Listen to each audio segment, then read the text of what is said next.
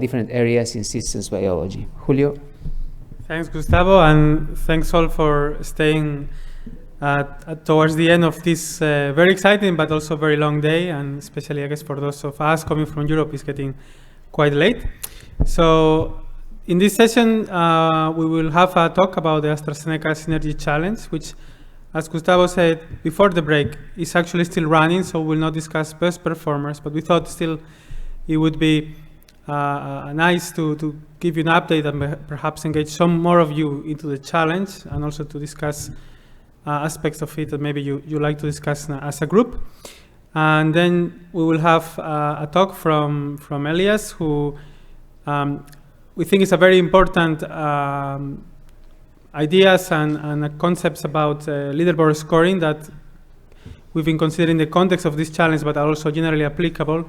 And then at the end, Mike Markey will introduce F1000 Research, which is our new and exciting partner for the DREAM challenges. But yeah, to start, so we'll have Michael Menden. Michael, 4 years ago, made the worst decision of his life to come to my group to do his PhD. But despite of that, now he's pending some formalities, almost a PhD. And he has been, besides his other projects in his PhD, he was involved in a number of challenges, like the NCI DREAM, both of them. And he's been now one of the leading scientists in the AstraZeneca drug combination challenges. So he will tell us more about this and where the challenge stands at the moment. So Michael.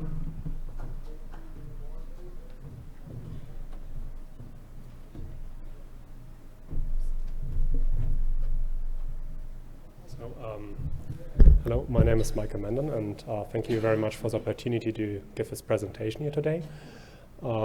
As Julio mentioned, this is still an ongoing challenge, very different to all the different talks we heard today. And it's about drug combination, the AstraZeneca and Sanger DREAM challenge. And why do we look at drug combinations? The hope of the last 20 years was actually targeted therapies.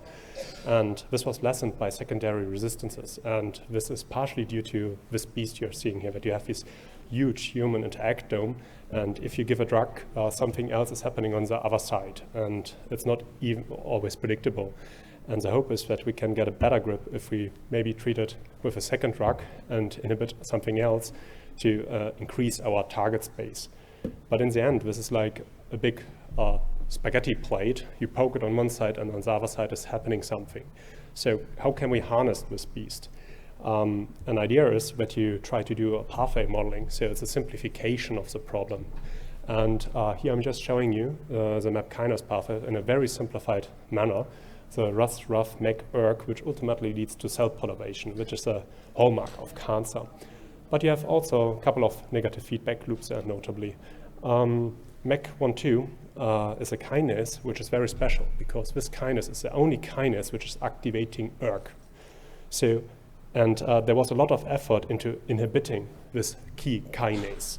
And however, as I mentioned, through resistances, often this hope is lessened. I mean, you get a cell proliferation decrease at the beginning, but you also remove the negative feedback loop. And what is happening is like you get a strong activation of RUF again, which leads to a paradox activation again. So you get a new equilibrium, which is again causing MEK-ERK activation, even if you inhibit MEK kinase. And what was shown is that you can actually tackle this with also targeting RUF. And there are many other ways and many other reasons for drug resistances. Just to name a few, you have both negative feedback loops, you have pathway crosstalk, pathway rewiring, or even acquired new mutations and many, many other things. So which kind of data do we have? From AstraZeneca, we got a really large pharmacological screening, and we looked there at a 5x5 matrix drug combination. On the x-axis, you have drug 1, on the y-axis, drug Y, and basically you get a surface of response. That's your experiment.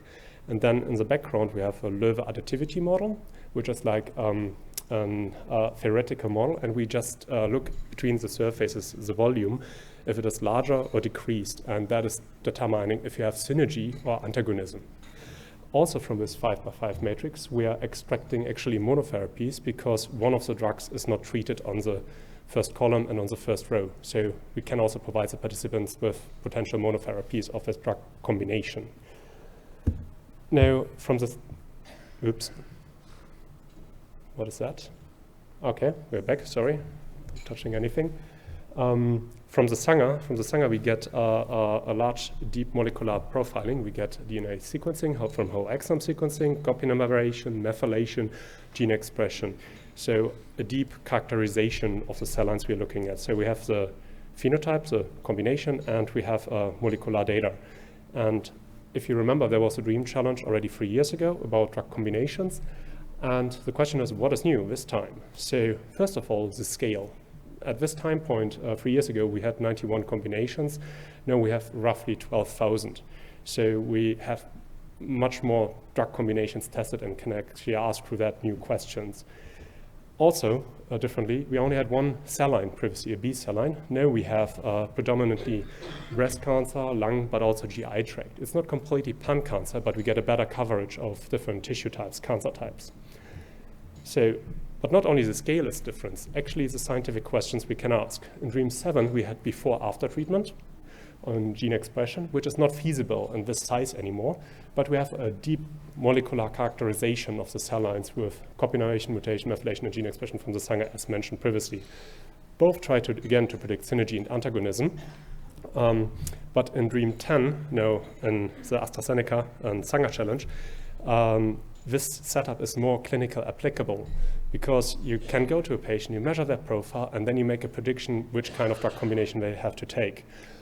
Doing a before-after treatment would be highly unethical, and deriving biomarkers from that is difficult and to test in clinics. You can derive signatures from both. What you can't do with this new approach is basically developing a mode of action based on the gene expression, which you could do in the previous challenge.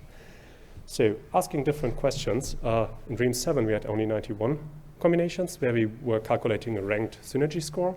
Now we can actually try to build an in silico prediction. We can actually do a continuous prediction of the synergy scores and try to fill the gaps in the combination times cell line matrix. We can identify combination partners. So you look at one state-of-the-art treatment which you would give a patient or a patient group, and what is the best combination with it. We can ask as a personalized medicine case, so looking at a particular cell line as a surrogate of a patient, and just ask which drug combination would be the best for the cell line.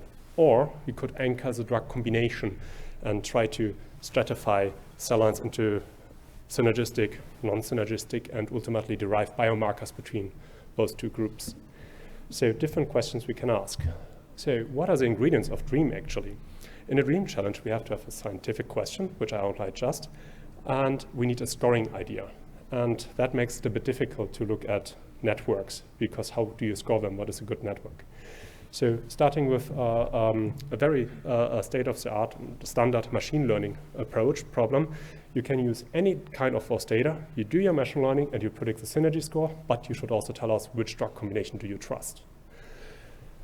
Now, to make this a little bit more clinical applicable, we restrict the input features. Just say you're only allowed to use genomics, so copy numerations and mutations. But you can use the other features to identify what are the right copy numbers. For example, if you see gene X is overexpressed, and that one is causing drug synergy in this combination, and you find like this is correlated with this amplification, with copy numeration, you can use copy numeration as your input feature. That's a valuable solution for challenge 1B. So challenge 2 is very different. So that is not a classical machine learning approach, and I think here you really need those understanding of pathways also to harness this problem. In this challenge, sub-challenge, we don't give the participant any drug combination data for training. So those are 743 different drug combinations, 85 cell lines, and we want participants to predict only binary, synergy, non-synergy. So those two different choices they have to make. And asking the question if we go by column, We could look at the personalized medicine case. We look at a single cell line and we try to find the right drug combinations for the cell line. Or we look at the rows and the patient stratification direction, anchoring a drug combination, and try to stratify this and try to identify the right biomarker. And also in this case, we ask for a confidence matrix, which has the same shape as this matrix, to derive in the end also a single drug anchored approach. So having a patient cohort where we know this drug is state of the art given to this patient cohort, what would be the right partner now? And you can choose from what we are giving here, providing. So looking at the scoring for challenge 1 and challenge 2 was kind of different. Challenge 1 is based on a Pearson correlation where we want to identify synergistic cases, which are outliers, and antagonistic cases versus those non-responders, so really a correlation problem. In challenge 2, we have actually two approaches. On the bottom, you see a confusion matrix, which is a classical version where we also set a threshold on the synergy values and ask, do you predict the ones and the zeros correctly? And we can use normal metrics like F1 score, Matthew correlation, balance accuracy to actually evaluate this, which is kind of standard in the field, but we have to set a threshold. Or we use a statistical approach, an analysis of variance, and we try to separate the two groups based on the labels, synergistic, non-synergistic, the participant is giving us, and how good is the separation they actually get. So just looking at the timeline, actually the challenge is still running. Challenge 1, we just finished leaderboard 1, which was the deadline on the 6th of November. And challenge 2 is still ongoing. So we don't have any leaderboard round finished yet. Notably, also in challenge 1A and B, you still have 2 leaderboard rounds if you still want to participate. So I can only encourage you to do that. And so we are scientists, we all work last minute. So if you look on the 6th of November, we have a massive spike of submissions. So this was basically midnight Pacific time when basically the leaderboard was closing. Everybody tried to get out their last submissions and testing. So, I mean, that should be encouraging that there's still a chance with 2 more leaderboards that you can still participate. And also notably, I mean, the purple line is expected random. We get generally better than random, but there is still room for improvement. And the leaderboard is online, so if you do a benchmark, you can actually compare your method to what is already in the first leaderboard round. And just to give you some numbers, we have 699 participants so far, 87 teams, and 261 submissions to the leaderboard round, which is currently the largest submission to any the most participants to one challenge, not the largest amount of submissions. And just to look here at a comparison between challenge 1A and 1B, you see both of them were better, for most teams, better than random. On the x-axis, you see the global correlation, which is a partial correlation. We partial out the tissue and a combination effect. And on the y-axis, you see frequency, so basically count. And in purple is, again, the expected random value. And most submissions were on the right-hand side, so telling us we actually get something better than random, which is good news. So most teams capture biological signal. 1A, again, you could use everything, so you expect it to be better than 1B, but 1B is also not doing that bad, actually, and that is mimicking what we have in clinics.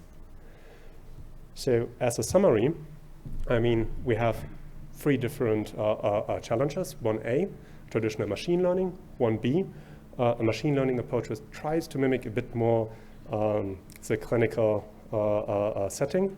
And challenge 2, where we really jump into the cold water with trying something new and really doing predictions completely out of the box, and where you not can use simple machine learning black boxes. So, and the leaderboard round 1 are very pleasing to see that most participants have biological signal, which is better than random, and our hope is that this is a new gold standard in drug combinations. So when this will be published, it's like a timestamp, and that's like showing like, okay, this we can achieve with our methods.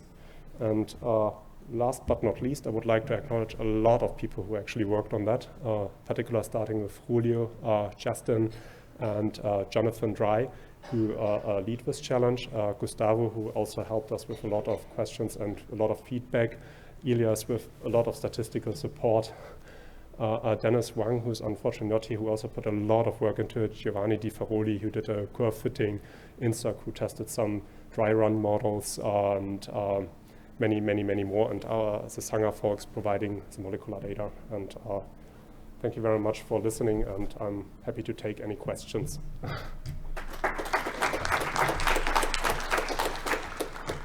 Thanks, Michael. So there is time for a few questions about this challenge. If anyone has that.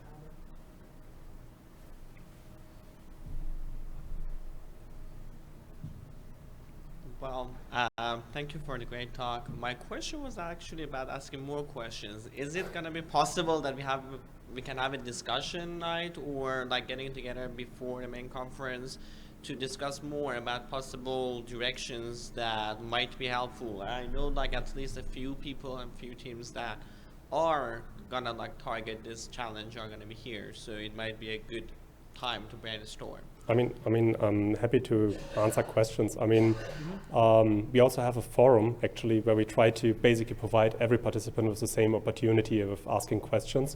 But I mean, I'm giving you a talk, so that was your chance to ask whatever you want. Sure. I asked the question I asked you last night, 1.5 months ago in the forum, and it hasn't been answered regarding regarding what do we want to do with the drugs that have been masked, one sort of drug that have been masked, and we don't have anything but their primary target. And they asked to predict synergy for the drugs that we have, monotherapy, which has also very high variation, and we have the primary target. Both of them target the same, and even there was questions, both of them target the same thing. So this targets mTOR, this also targets mTOR. What happens if they both are used together? And we don't know if they're targeting the same domain, different domains, any data about that. So, well, I mean, the only thing what I can repeat to that question is actually some of the drugs are under IP, so that's the reason why only the target is provided. And where you have more information, like the SMILE structure, you're allowed to use it and to leverage whatever in whatever way you want. I mean, what we are providing in this challenge is the drug target, as you mentioned, the putative target, and also the monotherapy. So those are the two things we can provide. And to anything else, I can't make a statement. I mean, this is basically, we can discuss it also offline. There